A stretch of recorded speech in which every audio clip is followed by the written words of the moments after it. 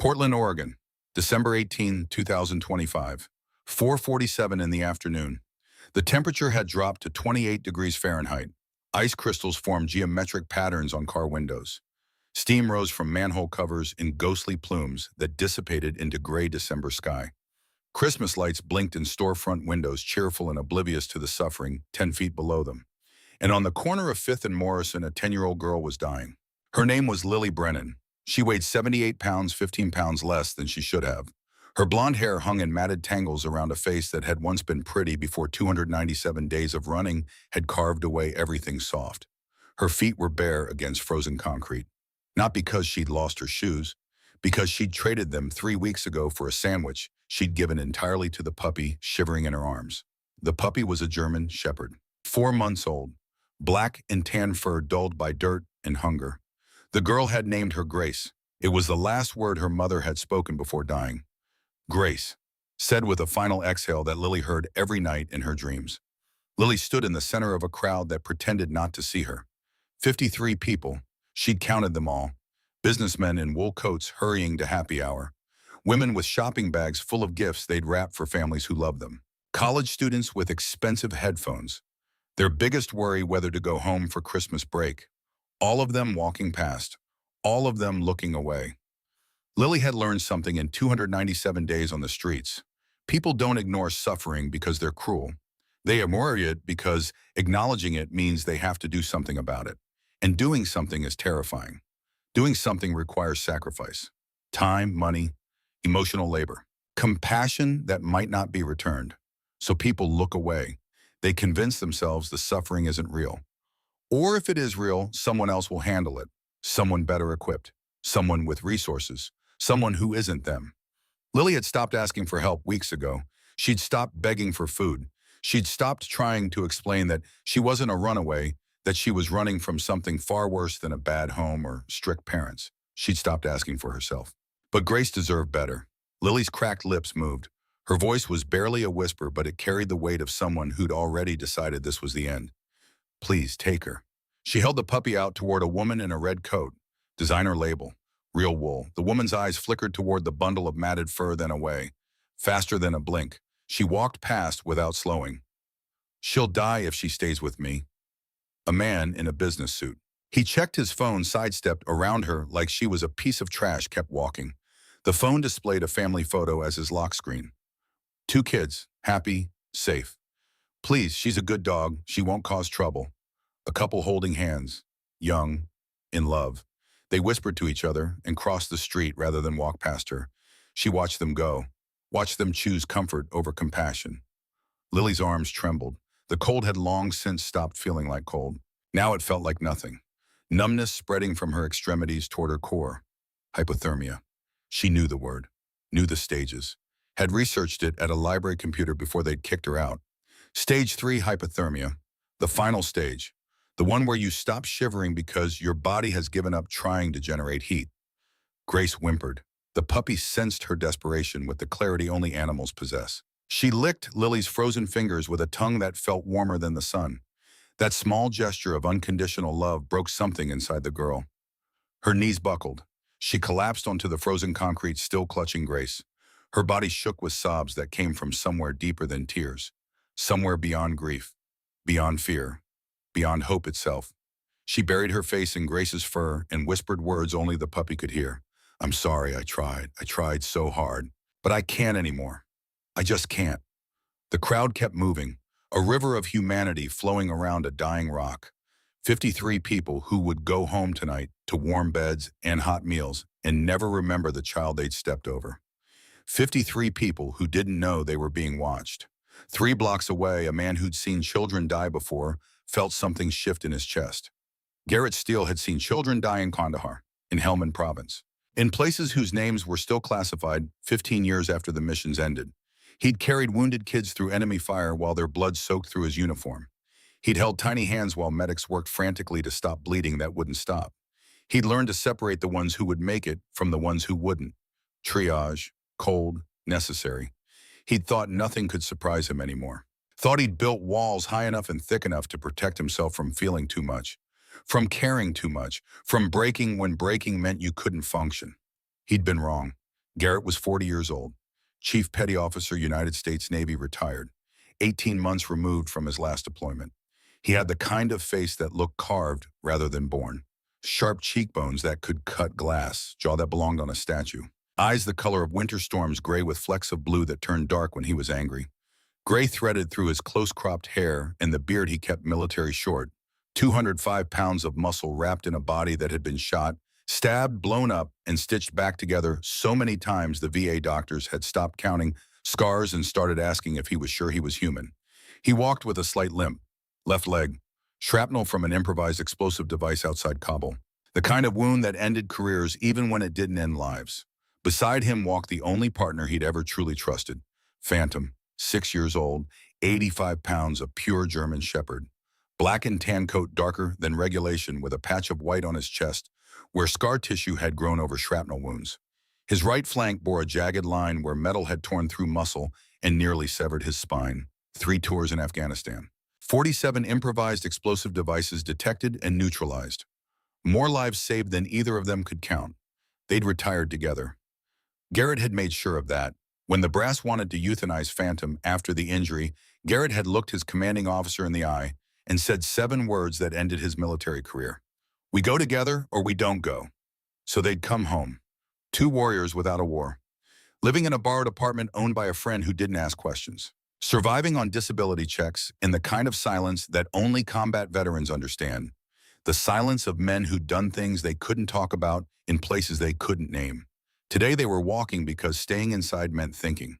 And thinking meant remembering. And remembering meant the nightmares would be worse tonight. Phantom stopped first. Not a pause. A full tactical halt. Ears forward. Body rigid. Tail straight. The kind of alert that meant threat detected. Imminent danger. The stance he'd taken 47 times before finding bombs that would have killed dozens. Garrett's hand dropped automatically to his hip. Empty. No sidearm. This was Portland, not Kandahar.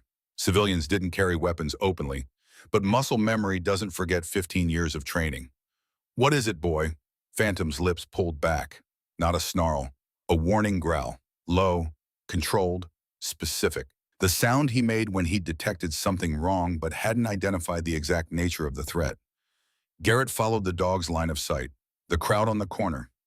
50-plus people moving like schools of fish around an obstacle. And in the center, a small blonde girl holding a puppy. Both of them dying. But Phantom wasn't looking at the girl. He was looking beyond her. At a man standing near a parked Bentley. Watching. Waiting. 50 years old, give or take. Silver hair styled with the kind of precision that required a $300 haircut every 2 weeks. Armani suit in charcoal gray that cost more than most people earned in a month. Patek Philippe watch catching the fading December light. Face that belonged in boardrooms and charity galas and society pages. Handsome in the way that money can polish genetics into something approaching perfection. He was watching the girl the way a hawk watches a wounded rabbit.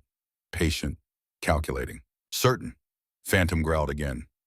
Louder this time, the hackles rising along his spine. The man's eyes shifted, met Garrett's gaze across 60 feet of crowded sidewalk. For 3 seconds they stared at each other. Predator recognizing predator. Warrior recognizing monster. Then the man smiled. Pleasant, unthreatening. The kind of smile that said, I'm just a concerned citizen watching a sad situation. He turned and walked to the Bentley with unhurried grace. Climbed in, drove away. But Phantom kept growling, kept staring at the spot where the man had stood. Garrett had learned to trust his dog's instincts more than his own, more than intelligence reports, more than commanding officers. Phantom had never been wrong. Not once in 6 years and 47 IEDs. If Phantom said that man was dangerous, that man was dangerous. Garrett turned his attention to the girl, really looked at her for the first time, 10 years old, maybe younger, hard to tell through the damage.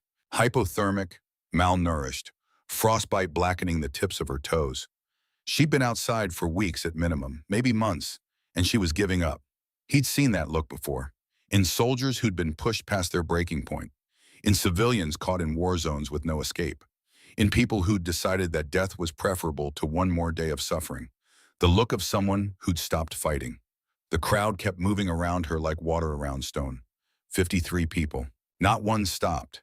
Garrett felt something crack in his chest, some wall he'd built after 15 years of watching people suffer and being unable to save them all.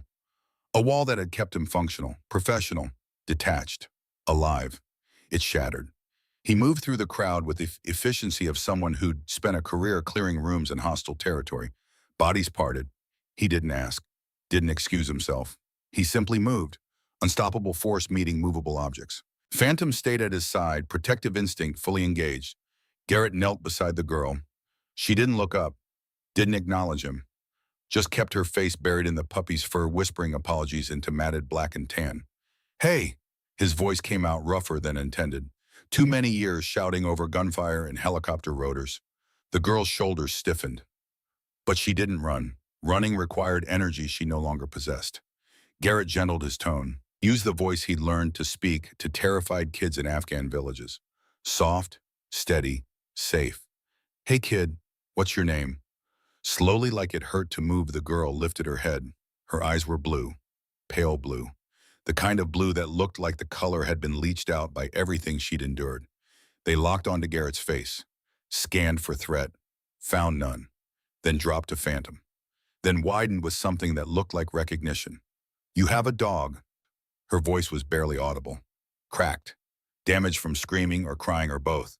I do. He looks like her. The girl held up the puppy with trembling arms that could barely support 4 pounds of weight. He looks like Grace. That her name, Grace?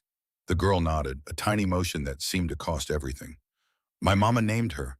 Before her voice broke, shattered like ice under pressure, like glass under hammer, like a child's last bit of hope. Garrett had interrogated terrorists who wouldn't talk.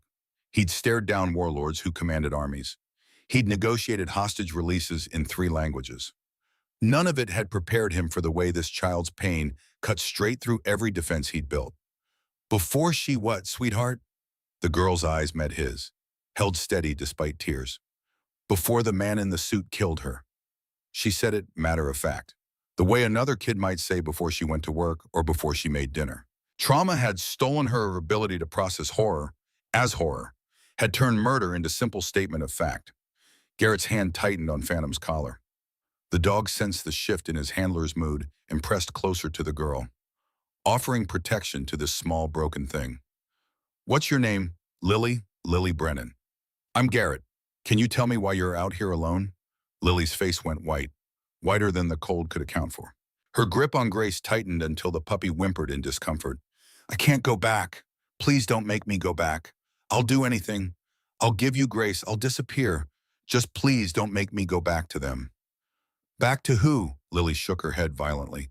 Her whole body trembled. Not from cold anymore. From terror so deep it had become part of her biology. They'll hurt you. They hurt everyone who helps. That's why nobody helps. That's why she started to hyperventilate.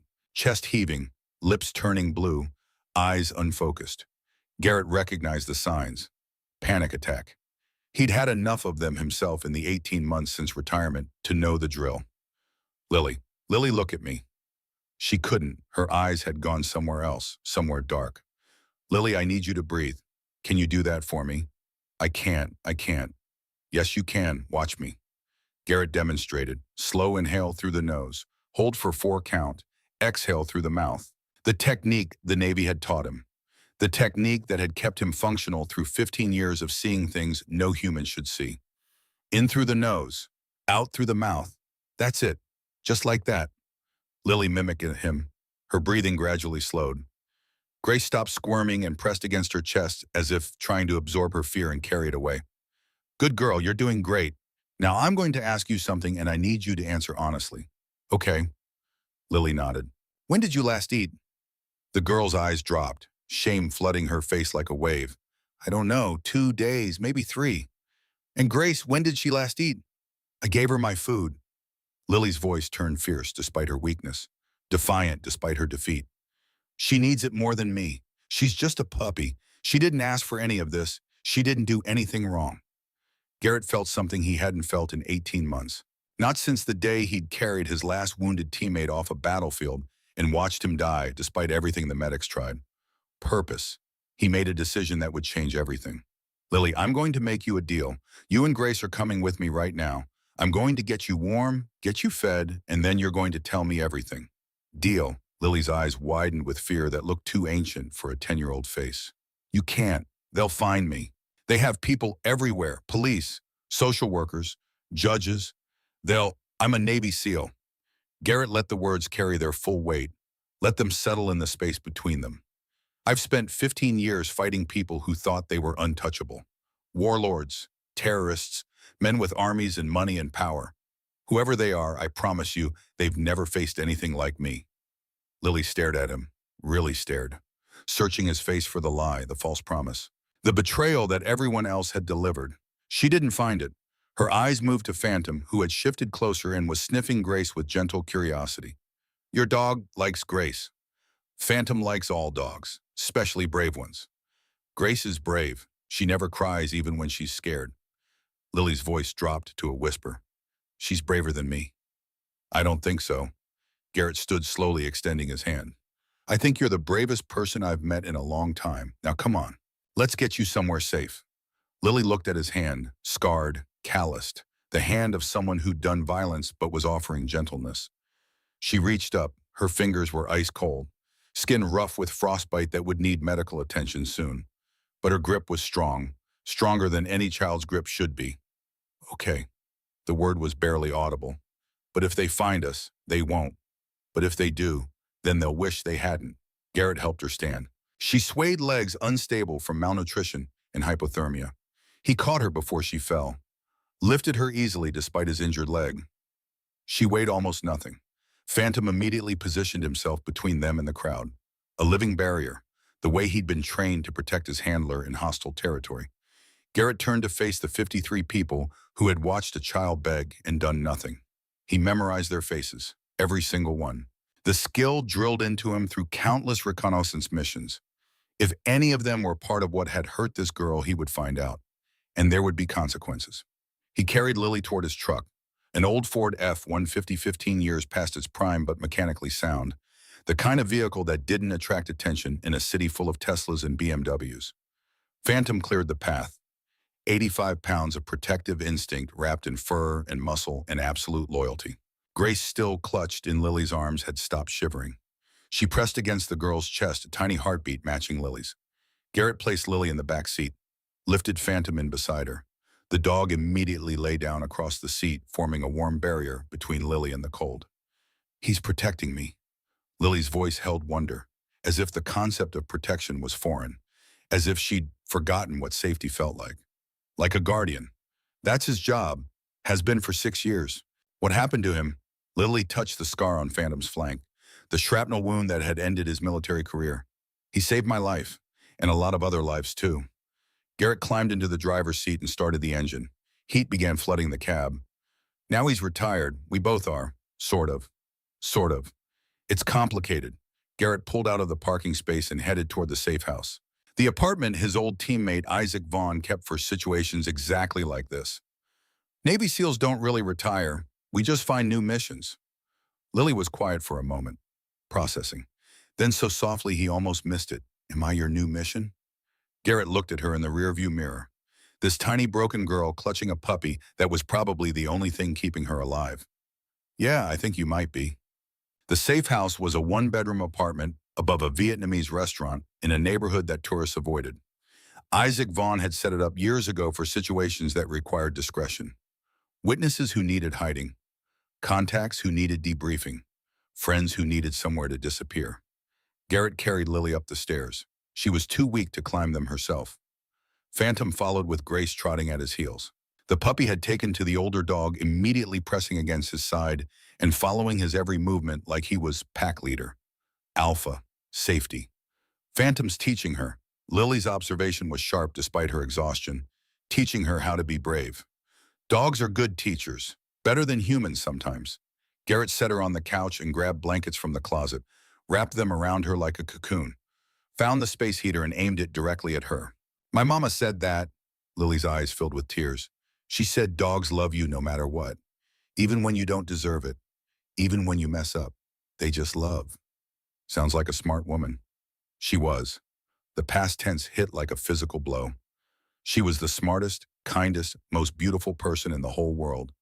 Tears spilled down Lily's cheeks, but her voice stayed steady, and they killed her. Garrett went still, every sense sharpening to combat awareness. Who killed her, Lily? The people who want me back. Lily's voice had gone flat, lifeless. The voice of someone who'd learned to speak about horror the way normal people spoke about weather. They said she was in the way. They said she was causing problems asking too many questions. So they made her disappear. When was this? March 15th, 2025, 8:47 at night. The specificity was startling. Most trauma victims couldn't remember details. Lily remembered everything. I was in the system after that, foster homes, group homes, but they always found me. Lily shuddered. They have people everywhere, social workers who report to them, police who look the other way, judges who sign papers without reading them. Garrett's blood ran cold. He'd seen systems like this before. In war zones, in failed states, in places where corruption had rotted everything from the inside out. But here, in America, in Portland, Oregon. Lily, I need you to tell me exactly who these people are. Names, locations, everything. Lily shook her head. I don't know their real names, just the one who came to our house that night. The one who... She stopped. Her face went gray. He wore a suit, expensive. He smelled like cologne, flowers, and he smiled while he did it. While he did what? While he killed my mama. Lily's voice was barely audible. He smiled the whole time. 4 minutes and 12 seconds. I counted. I counted every second while he strangled her and smiled. Garrett felt something dangerous awaken inside him. The part of himself that 15 years of combat had honed into a weapon. The part that had hunted monsters in foreign lands and made them wish they'd never been born. Apparently, there were monsters much closer to home. Lily, I'm going to make you another promise. Are you listening? She nodded. I'm going to find the man who hurt your mother. I'm going to find everyone who helped him, and I'm going to make sure they never hurt anyone again. How? Garrett looked at Phantom, who had positioned himself at the apartment door, guarding it the way he'd guarded hundreds of doors in combat zones around the world. Because that's what I do. That's what we both do. He made Lily eat first. Soup from the restaurant downstairs. Warm bread. Orange juice for the vitamin C she desperately needed. Her hands shook so badly she could barely hold the spoon. Grace ate too, wolfing down dog food so fast that Phantom had to nudge her away from the bowl to prevent choking. She's starving. Lily watched the puppy with guilty eyes. I tried to give her everything, but there wasn't enough. There's never enough. There will be now. Garrett sat across from her, his mind already working through scenarios, through tactics, through the kind of planning that had kept him alive in places where one mistake meant death. Lily, you mentioned the foster system. Were you placed with specific families? 3 of them. Lily's voice was mechanical. Reciting facts helped her maintain distance from the emotions. The first one was okay. They were just poor. Couldn't afford to keep me. The second one, Masai, she shuddered. The second one worked for them. They asked me questions about my mama, about what she knew, about where she kept her papers. What papers? I don't know, something she was working on before she died. Lily's voice filled with pride despite her exhaustion. She was a lawyer, public interest. She helped people who couldn't afford lawyers.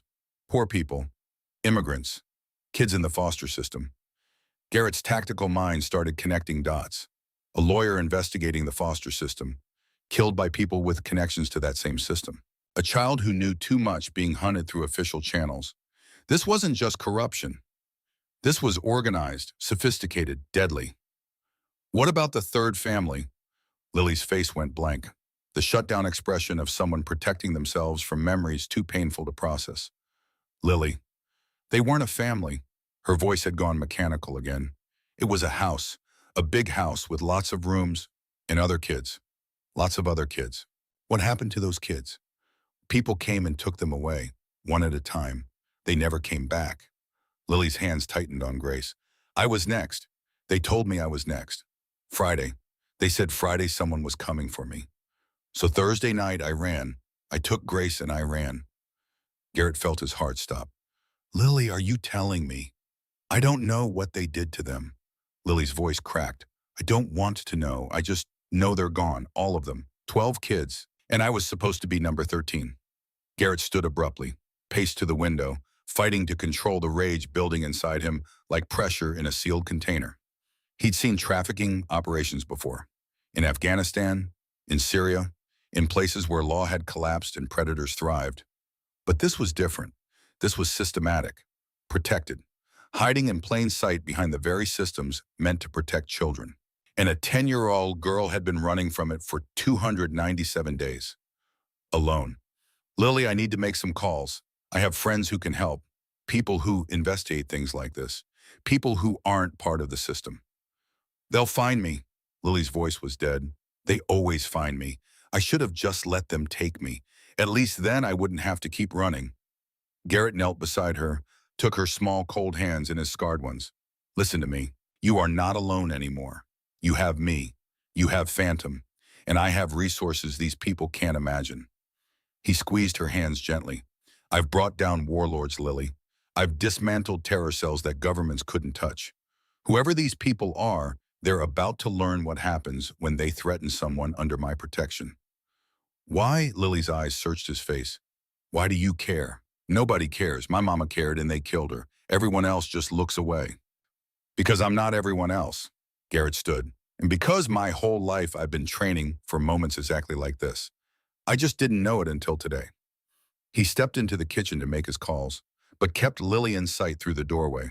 Phantom had moved to lie beside her on the couch, his big head resting on her lap. Grace curled against his side. 2 dogs, 1 child, and a bond that had formed in minutes but would last forever. Garrett pulled out his encrypted phone. His first call was to Isaac Vaughn, analyst, hacker, friend. I need everything you can find on child trafficking operations in the Portland foster care system. Start with cases from the last 18 months. I'm looking for patterns. Kids who disappeared, lawyers who died, officials who looked the other way. Isaac's voice was cautious. That's a big ask, brother. Those files are protected. Then unprotect them. I don't care how. What's going on? I found a girl, 10 years old. Her mother was murdered for investigating the system. Now the same people are hunting the daughter. Garrett's voice hardened. They're trafficking kids, Isaac, right here in America, and I'm going to stop them. A long pause. I'll have something for you by morning, but Garrett, be careful. If this is as big as it sounds, you're not just fighting criminals. You're fighting a machine. Machines break. That's what I do. Garrett ended the call, made 2 more. One to a journalist he trusted, one to a former teammate who'd gone FBI. Both promised to dig. Both warned him about the dangers of going against entrenched power. Garrett didn't care about danger. He cared about the girl on his couch who had been abandoned by every system meant to protect her. When he returned to the living room, Lily had fallen asleep. The exhaustion of 297 days on the street had finally caught up with her. She lay curled around Grace. Phantom stretched along the back of the couch like a furry guardian angel. Garrett pulled a chair to the doorway and sat down. Back to the wall, eyes on the entrance. The position he'd held in 100 safe houses in 100 hostile cities. He wouldn't sleep tonight. Wouldn't sleep until he knew Lily was truly safe. And he wouldn't stop until everyone who had hurt her paid the price. The phone rang at 3:17 in the morning. Garrett answered on the first ring, his voice clear despite the hour.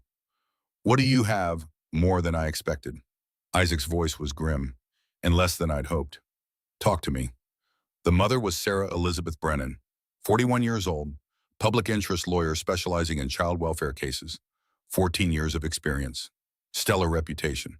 14 months ago, she started investigating allegations of abuse in several foster homes contracted through the state. 6 months later, she was found dead in her apartment, ruled a suicide. Lily said she was murdered. I believe it. The medical examiner report has more holes than Swiss cheese. No autopsy photos, witnesses who changed their stories, evidence that disappeared from the scene. And get this, the detective who closed the case retired 2 weeks later and bought a house in the Bahamas. Cash. Isaac paused. Garrett's Sarah was onto something massive. She'd compiled files on over 40 children who'd been placed in specific foster homes and then vanished. Vanished how? Transferred to out-of-state facilities. Returned to biological parents, aged out of the system. Except when you dig deeper, the facilities don't exist. The parents can't be found, and the ages don't match. A 7-year-old doesn't age out of the system. Garrett's grip tightened on the phone. Where were they going? I don't know yet. But I found a name that keeps appearing in the paperwork, a judge who approved most of the transfers, and a social services administrator who processed them. Isaac hesitated. The judge is Harold Stevens, connected, old money, political donors, the whole package. The administrator is someone named Patricia Cole. She's been with the state for 23 years. But here's where it gets interesting. Both of them have financial ties to a private foundation called the Bright Future Initiative, supposedly a charity that supports foster children. In reality, it's a shell organization that moves money in circles complex enough to hide anything. Who runs it? On paper, a board of directors filled with society types. In practice, Isaac's voice dropped. It's controlled by a man named Marcus Ashford, real estate developer, political kingmaker, philanthropist. He's donated millions to children's causes over the years. Sits on boards, gets awards, the whole 9 yards. Garrett's mind flashed to the man on the street, silver hair, expensive suit, watching Lily with the focus of a predator. The man Phantom had growled at. And in reality, I think he's running the largest child trafficking operation on the West Coast. And he's been doing it for at least a decade, maybe longer. Garrett looked at Lily, still sleeping, still clutching her puppy like it was the only anchor in a world that had tried to destroy her. Send me everything you have. Names, addresses, financials, everything. Garrett, you can't just watch me. He ended the call as the first light of dawn began seeping through the windows. Phantom lifted his head, sensing the shift in his handler's mood. Lily stirred on the couch, her eyes fluttering open. Is it morning? Almost. Did you sleep? I don't need much sleep. Lily sat up slowly, wincing at muscles stiff from cold and hunger. Grace immediately climbed into her lap, licking her face with anxious affection. She knows I was scared. Lily stroked the puppy's ears. She always knows. Dogs are good at that. Garrett moved to sit beside her. Lily, I found out some things about your mother, about what she was investigating. Lily's face paled. You found out about them. I'm starting to, but I need your help. I need you to tell me everything you remember about the house you escaped from. The big house with the other children. Why? Because I'm going to shut it down soon and I need to know what I'm walking into. Lily's eyes widened. You can't. There are guards, cameras, they have guns. So do I. Garrett leaned forward. Lily, I've raided compounds in Afghanistan that made that house look like a playground. I've gone up against enemies who had armies. And I won. But I can't win this fight without information. Will you help me? Lily looked at Phantom, then at Grace, then finally at Garrett. She took a deep breath. There's a basement. They keep the children in the basement before they take them away. The man in the suit, the one who killed my mama, he visits every Friday. He picks who goes next, like shopping. Her voice trembled, but didn't break. The man in the suit, what does he look like? Tall, gray hair, blue eyes, expensive cologne, smells like flowers, like a funeral. Marcus Ashford, Garrett said the name quietly. Testing it, Lily's eyes went wide. You know him? I'm going to, very soon. December 20th, 3 o'clock in the morning. The compound sat 12 miles outside Portland, hidden behind 12-foot walls and surveillance cameras. Garrett had spent 16 hours watching the place. From his position in the tree line, he'd counted 6 guards, mapped camera angles, identified blind spots. But he wasn't alone in the darkness. You're planning the wrong approach. Garrett spun, hand on his sidearm. Lily Brennan stood 15 feet away, wearing clothes Isaac had bought her, dark jeans, black hoodie, running shoes that actually fit, and beside her Phantom. The dog hadn't made a sound. He'd chosen his loyalty. What the hell are you doing here? Garrett's whisper was furious. I told you to stay at the safe house. I drew you the map from memory, but memory isn't the same as being there. Lily moved closer, calm, determined. You're planning to breach the east wall, but there's a pressure sensor under the gravel. Step on it and the whole place lights up. I found it the night I escaped. She pulled out a paper, a new map, far more detailed than yesterday's. The guards change at 03:15, but one always goes to smoke behind the generator shed, leaves the north entrance unwatched for 4 minutes. That's your window. How do you know that? Because I watched them for 3 weeks before I ran. I had to learn their patterns to survive. Garrett stared at her, this child who'd just saved his operation. The basement door code is 7429, changes every Friday. Today's Wednesday, so it should work, unless Marcus came by. She looked up with ancient eyes. I can get us in, but only if you let me come. Every instinct screamed no, but Lily was right. You stay behind me, every step. If anything goes wrong, you run. Understood. Understood. At 3:15 they moved, crossed open ground in 12 seconds.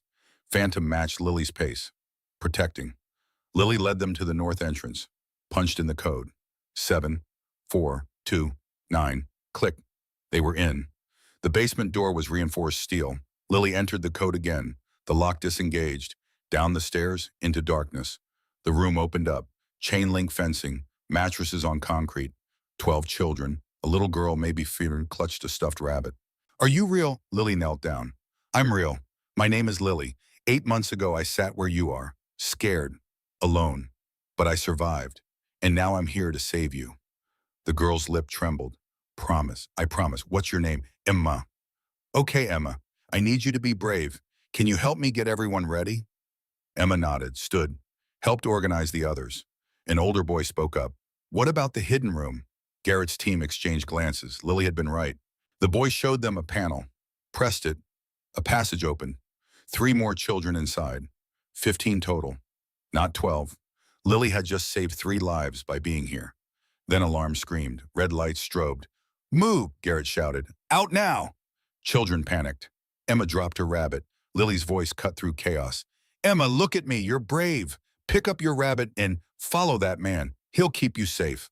I promise. Emma obeyed. The others followed. Garrett's earpiece crackled. Self-destruct protocol engaged. Data wipe in 5 minutes. Can you stop it? Not remotely. Someone has to do it manually. Server room 3rd floor.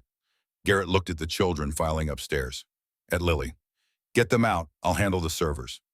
No, Lily was already shaking her head. Server room requires keycard and biometric. I know where the spare is. You need me. 4 minutes, 30 seconds. Fine, stay behind me. They ran, up 3 flights. Lily sprinted to a desk. Grabbed a keycard taped underneath. Swiped it. Pressed her hand to scanner. Nothing. Adult palm prints only, Garrett realized. 3 minutes 40. Lily's mind raced. Override, 10-digit code. Marcus wrote it behind the picture frame. She pulled the frame off. Numbers on the wall. Punched them in. Door opened. 2 minutes 18. Garrett typed. Wrong password. Access denied. 1 minute 30. Let me try. Lily pushed him aside. Her hands flew across keys. Mom taught me coding. 50 seconds. Come on! 30 seconds. Access granted. Lily hit abort. 7 seconds remaining. The countdown stopped. Alarms died. Every piece of evidence preserved. Lily looked at Garrett, pale, shaking, but fierce. Mom would be proud. Yeah, she would. They escaped as police arrived. The children were already in unmarked vans, safe. 15 children saved. 0 casualties. All evidence secured. But this was just beginning. By 7 a.m., the story was everywhere. Anonymous tip. 15 children rescued. Federal investigation. But the coverage was vague. Controlled. Marcus Ashford appeared on television at 9:30, surrounded by lawyers. These allegations are baseless. The Bright Future Initiative has served this community for 15 years. This attack is nothing more than, Lily threw the remote at the screen. He's lying, and everyone's going to believe him. Not if we give them a reason to believe you. Garrett's phone rang. Rachel Torres, investigative journalist. I want an interview with the girl, Liv, tonight. She's 10 years old. She's also the only person who can make this real. People need to see her. Garrett looked at Lily. I'll do it. Lily's voice was quiet but absolute. What? Mom died trying to tell the truth. Maybe they'll listen to me. Her voice didn't waver. People need to hear from me, not you. Me. The interview aired at 8 p.m. Lily sat on the couch, Grace in her mime, Phantom at her feet. Rachel's first question was gentle. Can you tell me your name and age? Lily looked into the camera. I'm Lily Brennan, 10 years old. On March 15th, 2025, Marcus Ashford strangled my mother to death in our kitchen while I watched from the hallway. He smiled the entire time. Then he spent 10 months hunting me through a system designed to protect children. For 47 minutes, Lily told her story. The night Marcus killed Sarah, the 297 days of running, the basement where children disappeared, the raid where she'd led the rescue, where she'd stopped the data wipe with 7 seconds remaining. She showed scars from restraints, frostbite from December streets, and she described watching other children taken away. One by one. Rachel's final question. What do you want people to know? Lily stroked Grace's fur. Phantom breathed steady at her feet. My mother died trying to protect children she'd never met. She could have looked away. She chose to fight. They killed her for it. Her voice cracked but held. For 10 months, I thought that meant evil wins, that monsters like Marcus Ashford are too powerful to stop. But last night, 15 kids went to sleep safe, and Marcus's empire is burning. She looked into the camera. So maybe evil doesn't always win. Maybe sometimes the smallest people can be the strongest. Maybe sometimes justice is possible. Tears ran down her face. My mom believed that, and now I do too. The broadcast ended. By 10:15, it had crashed the network's website. By 10:30, trending worldwide. By 11, every major outlet running clips. At 11:47, Garrett's phone rang, unknown number. Mr. Steele, my name is Elizabeth Ashford, Marcus's mother. I need to meet with you immediately. Elizabeth Ashford was 83. She arrived at 1 a.m. in a private car. Lily was supposed to be asleep. Instead, she sat on the stairs listening. I watched the interview, Elizabeth said. That child has my son's eyes, not in appearance, in determination. She pulled out an envelope. I've known for 3 years what Marcus was doing. Hired investigators, followed the money, found the children. I told myself I'd turn him in when I had enough proof. Her hands trembled. But I was lying. I was protecting him because he's my son. Elizabeth looked up. Ice blue eyes filled with tears. Then I watched that little girl on television. Watched her describe my son strangling her mother. And I realized I can't protect him anymore. Some sins are too great, even for mothers. She pushed the envelope forward. Everything's in here. Financial records, email chains, photographs, and an audio recording. The night Marcus killed Sarah Brennan, he came to see me. He was agitated. My phone was recording. We'd argued earlier, and I activated voice memo to protect myself. What's on it? He confessed everything, every child, every bribe, every murder, 47 victims over 11 years. After she left, Lily came down the stairs. You heard all of it. Lily took the flash drive, held it to the light. This ends him, doesn't it? Yeah, this ends him. But Marcus wasn't done fighting. The attack came at 2:17 a.m. 3 days later. Garrett woke to Phantom's growl, the kind that meant immediate threat. Lily's safe room now!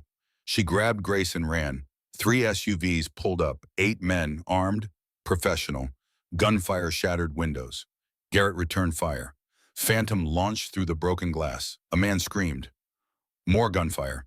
The apartment was being destroyed. Garrett moved toward Lily's position. The safe room door was still open, waiting for him. Close it, he shouted. Not without you. A figure in the hallway. Garrett fired. The man dropped. Sirens, red and blue lights. The attackers scattered. Garrett reached the safe room. Lily was pressed into the corner with Grace. Pale but steady. Phantom limped back inside. Blood on his muzzle, not his own. You okay? Lily nodded, voice shaking. They found us, just like I said. And they failed, just like I said. By dawn, federal marshals had arrested Marcus. The attack had revoked his bail. He'd spend pretrial in federal detention, where he belonged. The federal indictment came down December 23rd. 47 counts. Murder, trafficking, racketeering, conspiracy. Judge Stevens arrested the same day, along with 6 social workers, 3 police officers, the deputy director of state child services. The machine was breaking. The trial began January 15th, 2026. Lily sat in the front row. Dark blue dress, hair brushed until it shone. Phantom beside her as a service animal. Marcus entered in orange. He looked diminished, until his eyes found Lily. He smiled, the same smile he'd worn killing her mother. Lily stared back, didn't flinch. The trial proceeded, witness after witness, expert after expert. On day 3, they called Lily to the stand. She walked with her head high, placed her hand on the Bible, swore to tell the truth. The prosecutor started gently. Lily, can you state your full name? Lily Catherine Brennan, and your age at 10. Can you identify the defendant? Lily's eyes locked on Marcus. That's him, Marcus Ashford, the man who murdered my mother. The defense attorney objected. Your Honor, the witness is a traumatized child with an unreliable memory. Overruled. Continue. The prosecutor approached. Lily, can you tell the court what happened March 15th, 2025? Lily took a breath. I'll tell you exactly what I remember. March 15th, 2025. 8:47 p.m. My mother, Sarah Elizabeth Brennan, age 41, was reviewing case files at our kitchen table. She wore jeans, a blue sweater with a coffee stain on the left sleeve, her hair in a ponytail. Earl Grey tea in a chipped mug. The mug said, "World's Best Mom." Her voice was steady, clear. Marcus Ashford knocked at 8:43. I know because I checked our wall clock, the one with the cat that wags its tail. He wore a Tom Ford suit, charcoal gray, size 42 long. Creed Aventus cologne, same scent he's wearing right now in this courtroom. I can smell it from here. Patek Philippe Nautilus watch reference 5711 on his left wrist. The courtroom was silent. He strangled her for 4 minutes and 12 seconds. I counted. Every single second. Her eyes went from terrified to pleading to empty. He smiled the whole time, like he was enjoying it. Lily's voice didn't waver. When he finished, he walked past me in the hallway, looked down at me like I was an insect, said, "Tell anyone and you'll end up like her." His voice was pleasant, conversational, like he'd just asked me to pass the salt. She leaned forward. That was 297 days ago, not 8 months. 297 days of running, of hiding, of waiting for him to find me and kill me like he killed her. Her eyes burned into Marcus. Well, he found me, and now everyone knows what he is. The defense attorney stood for cross-examination. Miss Brennan, you claim very specific details about a traumatic event. Isn't it possible? I have a photographic memory. I remember everything, every word, every second, every detail. Lily's voice was ice. So no, counselor, my memory has not been influenced. It's perfect, and it's destroying your client. The courtroom erupted. The judge called for order. The prosecutor had one more piece of evidence. Your Honor, the prosecution would like to play Exhibit 47, an audio recording provided by Elizabeth Ashford. Marcus's face drained of color. Objection. It was recorded legally in Mrs. Ashford's own home. Overruled. The audio began. Marcus's voice, agitated, frightened. She wouldn't stop digging, Mother. I told her to back off. I offered her money, but she kept pushing. Elizabeth's voice. What did you do, Marcus? What I had to do, what I've always done when someone threatens the business. I made her disappear. Sarah Brennan, the lawyer, you killed her. Pause. March 15th. Took 4 minutes. She fought harder than I expected. The daughter watched. Lily, 10 years old. I let her live. Thought it would be a kindness. Now I realize I should have. Don't say it. Don't say you should have killed a child. Marcus's voice grew stronger. Proud. 47 mother. She's number 47 if you're counting. Started in 2014 with that social worker. Then the auditor, the judge who grew a conscience. Sarah Brennan made 47. He laughed. The Bright Future Initiative has moved $67 million. 67 million. And these self-righteous fools think they can stop me because of one dead lawyer. The recording ended. Stunned silence. Then Marcus stood, screaming, "That was private. You had no right."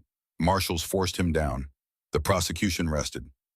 On January 18th, the jury deliberated 3 hours, 47 minutes. Guilty, all 47 counts. Marcus's face went white. Then he stood and screamed, "You destroyed me. All of you, that little brat destroyed me." Marshals grabbed him, but Lily stood first. "No, you destroyed yourself. I just made sure everyone knew." The gallery applauded. Marcus was dragged away, and Lily sat down beside Garrett and cried. Not sadness. Victory. January 25th, 2026. Sentencing day. The courtroom was packed. Families of victims, journalists, federal agents. Marcus was led in wearing shackles. Judge Patricia Morrison entered, 72 years old, 30 years on the bench. She looked at Marcus with disgust.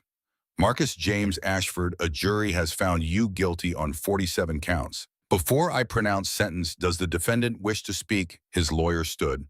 "Your Honor, my client maintains." I asked if the defendant wishes to speak, not his lawyer. Judge Morrison's voice was ice. "Mr. Ashford, stand and face me." Marcus rose, his eyes swept the room, landed on Lily. Hatred, pure and absolute. "I have nothing to say to this kangaroo court." "Sit down." The judge's voice cracked like a whip. "I've read every word of testimony, reviewed every piece of evidence. Listen to that recording of you confessing to your mother. You showed no mercy to 47 victims. You will receive none from me. She read the sentence. 7 consecutive life terms, no parole, a DX Florence Supermax, 23 hours per day in solitary for the rest of his natural life. Marcus's face went white. His hands gripped the table. This is her fault. He spun toward Lily, spit flying. That little brat destroyed me. She ruined everything. I should have killed her when I killed her mother. Marshals grabbed him, but Lily stood, walked forward until she was 10 feet from Marcus. No, you destroyed yourself. You chose to murder my mother. You chose to traffic children. You chose greed over humanity. Her voice was quiet, devastating. I didn't destroy you, Marcus. I just made sure everyone knew what you really were. Pause. You tried to make me disappear like all the others, but I'm still here. I'm 10 years old and I'm still here. And you're going to die in a concrete box alone and forgotten while I live my life and save every child I can find. Lily turned her back on him, walked to her seat. Marcus was dragged away screaming. After the doors closed, Lily sat beside Garrett. Phantom pressed his head against her leg. You okay? Garrett asked. Lily nodded, hands shaking but eyes clear. Yeah, it's really over. Yeah, sweetheart, it's really over, Lily cried. Not with grief, with relief, with exhaustion, with 297 days of fear finally ending. Garrett held her, Phantom pressed closer. For the first time since March 15th, Lily felt safe enough to fall apart, because she knew these people would help her put the pieces back together. 3 weeks passed. Media appearances, FBI meetings, depositions. Lily handled it with fierce competence. But Garrett saw the cracks, the nightmares returning, the startle reflex. Trauma doesn't disappear because the monster gets locked away. On February 14th, Garrett got a call. Mr. Steele, your emergency guardianship petition has been approved. We're fast-tracking the adoption. 60 days. Garrett's hand tightened on the phone. After hanging up, he found Lily in her room, sitting on the floor with Grace, teaching the puppy commands. Hey, got news. Lily looked up, face carefully neutral. The adoption was approved. You're officially mine in 60 days. For 3 seconds, Lily didn't react. Then her face crumpled. Is it real? Really real. Garrett knelt beside her. It's really real. In 60 days, you'll be Lily Brennan Steele.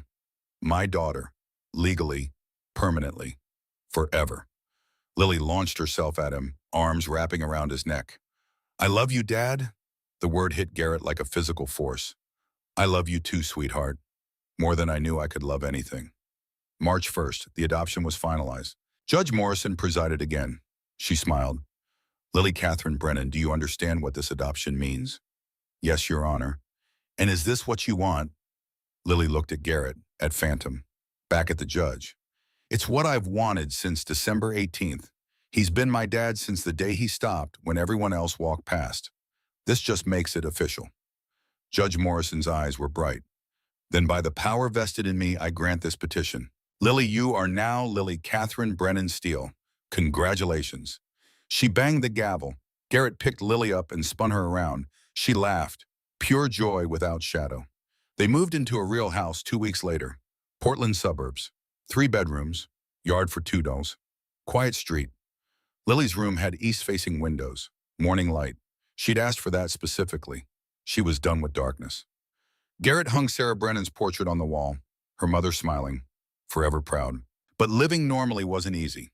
March 15th, 1 year since Sarah's murder, Lily's first day at Jefferson Middle School. She stood at the door, new clothes, new backpack, shaking. What if they know who I am? Garrett knelt. Then they know you're the bravest person in Oregon, and if anyone gives you trouble, call me. I can't call every time someone's mean. You can call whenever you need me. That's exactly how real life works. Lily made it until lunch. Tyler Morrison, 12 years old, son of a developer who'd lost millions when Bright Future collapsed. He blamed Lily. Hey everyone, it's Lily Brennan, the girl who destroyed innocent people's lives. Lily kept eating. My dad lost everything because of you. Your mom was probably lying. People like you always lie. Lily's hand tightened on her fork. My mom died trying to protect kids. Don't you dare. She probably deserved what she got, sticking her nose where it didn't belong. Lily stood. Take it back. Make me. Lily punched him. Right hook. Tyler's nose crunched. Blood spurted. She hit him again. Pure rage. Teachers pulled her off. Tyler was crying. Lily's knuckles were split. The principal called Garrett at 1:47. He arrived in 12 minutes. Found Lily outside the office. Ice pack on her knuckles. Defiant but scared. Did he deserve it? Garrett asked quietly. He said Mom deserved to die. Then yeah, he probably deserved it. The principal emerged. Mr. Steele Lilly is suspended for 3 days. Zero tolerance policy on violence. Understood. What's Tyler's punishment for verbally assaulting a trauma victim? Dr. Reynolds blinked. Excuse me? My daughter watched her mother be murdered. She testified in federal court. She saved 15 children. And you're telling me some punk kid gets to mock her dead mother with no consequences? Garrett's voice was quiet, dangerous. What is Tyler Morrison's punishment? He'll receive detention. Detention for telling a 10-year-old her murdered mother deserved to die. That seems proportional. Dr. Reynolds' face hardened. Lily needs to learn that violence is never the answer. And Tyler needs to learn that words have consequences. Garrett stood, offered his hand to Lily. Come on, sweetheart. Let's go home. In the truck, Lily was silent. Then, are you mad? No. I hit him multiple times. Tyler was attacking something you love. That's worth defending. Garrett pulled into a parking lot, turned to face her. But what did you actually gain, Lily thought.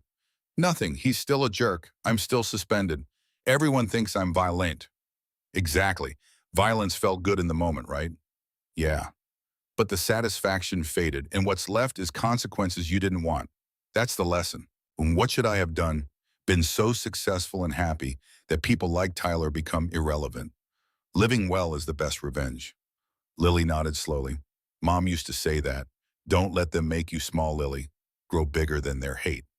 Smart woman. The next day, Lily wrote an apology. Not for being angry, for losing control. Tyler's parents demanded expulsion. Dr. Reynolds refused.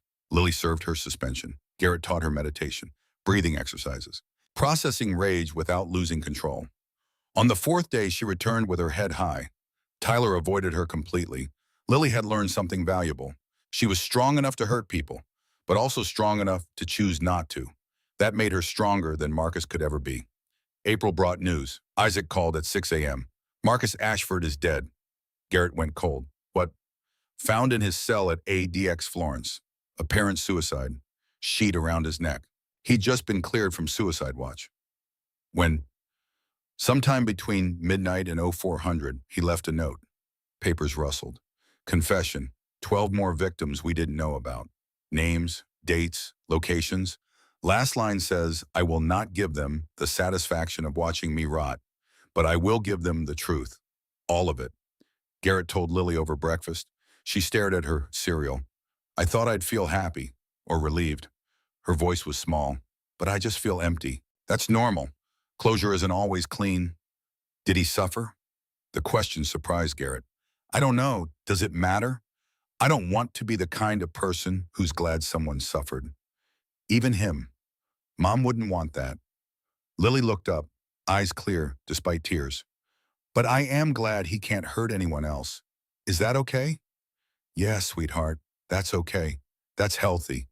They held a small ceremony that evening, not for Marcus, for Sarah. Lily wrote a letter to her mother. They buried it under a rose bush. Phantom and Grace sat guard while Lily said goodbye to the part of her life defined by fear. Tomorrow would be about something else.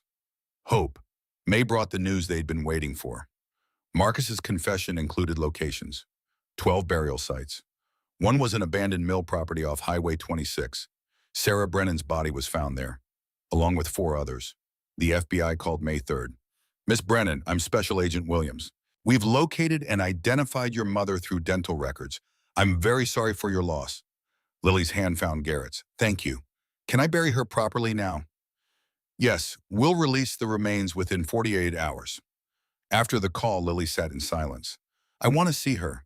Before the funeral. One last time. The viewing was private. Just Lily Garrett and the funeral director. Sarah's body had been prepared as well as possible. Lily stood beside the closed casket, hand resting on polished wood. Hi, Mom. Her voice was steady. I'm sorry it took so long to find you, but I finished your work. All 42 kids from your files. Some are gone, but the others are safe now. Tears ran down her face. Marcus is dead. He killed himself in prison. Part of me wishes he'd suffered more. But Mom, I'm trying not to be angry anymore. You wouldn't want that. Her voice cracked. I miss you every single day. But I'm okay now. I have a dad. His name is Garrett. You'd like him. He's kind and strong, and he stopped when everyone else walked past. She placed a photo on the casket, her and Sarah, last Christmas together. I'm going to make you proud. I'm going to help other kids. I'm going to be strong like you taught me. And I'm going to remember you always. Lily kissed her fingertips, pressed them to the casket. I love you, Mama. Thank you for making me brave. The funeral was May 10th, small gathering, Sarah's colleagues, families of children she'd helped, and 15 children Lily had rescued, with their new families. Emma, the 5-year-old with the rabbit, brought flowers. Miss Sarah would be proud of Miss Lily, she whispered. Lily knelt beside her. Thank you, Emma. That means everything. As dirt covered Sarah's casket, Lily stood between Garrett and Phantom, Grace in her arms. She said goodbye to her mother one final time. Not with grief, with gratitude. Sarah had given Lily life twice. Once at birth, once by teaching her to fight. That legacy would live on. Summer came, school ended. Lily turned 11 June 7th. Garrett threw a party. Small, just the team. Isaac, Cole Dillon, Rachel Torres. Elizabeth Ashford sent a generous check and a card. Thank you for showing me what courage looks like. Lily blew out candles on a cake shaped like a German shepherd. For one afternoon, Lily was just a kid, laughing, opening presents, playing with dogs. Normal. The best gift anyone could give. But Lily's mission wasn't finished. In July, she formally launched the Guardian Project, pairing retired military dogs with at-risk children. The first placement was Maya Rodriguez, 8 years old, removed from home after her father's arrest. Scared, traumatized, convinced she was broken. Lily met her with Atlas, a Belgian Malinois, 4 tours in Iraq, injured, retired. Maya shrank back. He's scary. He looks scary, Lily agreed, but Atlas is gentle. He's been where you've been, hurt, scared, wondering if he'd ever be safe. Lily knelt beside the dog. Now he has a new mission, taking care of you. Want to pet him? Maya reached out slowly, touched Atlas's head. The dog leaned into her touch. He likes me. He loves you already. Dogs don't judge. They just love. Maya's eyes filled with tears. I was you a year ago, Lily said softly. Scared, alone. Sure nobody cared. Then someone stopped. Someone saw me. She took Maya's hand. Now I'm giving you that chance. You're not alone. You have Atlas. You have me. You have people who will fight for you. Maya threw her arms around Atlas's neck. The dog sat still, letting her cry, absorbing her pain. Lily watched and felt her mother's presence. This was the legacy. Not revenge, not anger. Healing. By December, the Guardian Project had placed 47 dogs, one for each of Marcus's victims. The Sarah Brennan Foundation raised $4.8 million. Therapy, legal aid, advocacy for foster children. Lily became the face of the movement, 11 years old, a force of nature, speaking at conferences, testifying before legislature, appearing on television, every time she wore her mother's necklace, the one Sarah died wearing, a reminder of where she came from, why she kept fighting. December 18th, 2026, 1 year exactly since Garrett found Lily on that frozen corner. They marked the day quietly, just the two of them, Phantom, Grace. At home, dinner was pizza. Garrett still couldn't cook. As they ate, Lily pulled out her journal, opened to a page marked with a pressed flower from her mother's grave. I write to Mom every week, tell her what we're doing. Garrett knew. He'd seen her writing late at night when nightmares came.